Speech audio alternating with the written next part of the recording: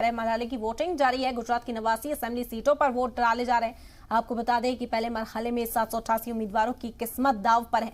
25,430 polling station पर vote डाले जा रहे हैं। 19 जिलों में 49,000 वोटर्स यहां पर वोट डालेंगे। बता दें कि रियासत के 9 जिलों की 89 सीटों पर वोट डाले जा रहे हैं और आज की वोटिंग कच्छ, सौराष्ट्र और जुनूबी गुजरात की सीटों पर है।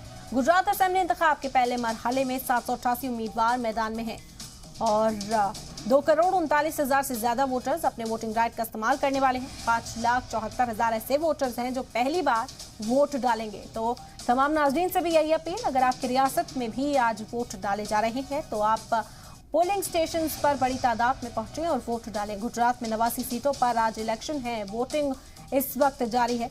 8 बजे से इसका आगाज किया गया है। 5 बजे तक वोट डाले जाएंगे। बता दें कि 89 सीटों पर उम्मीदवार यहां उतारे गए हैं। तमाम सियासी पार्टियों के आम आदमी पार्टी की ओर से 88 सीटों पर उम्मीदवार हैं जिनकी किस्मत का फैसला आज किया जाएगा। आम आदमी पार्टी ने भी अपनी नुमाइंदगी पेश कर दी है। बीएसपी की अगर बात करें तो 57 सीटों पर है। एमआईएम के 6 उम्मीदवार यहां पर मैदान में हैं और कई वादे असदुद्दीन ओवैसी भी करते हुए नजर आए।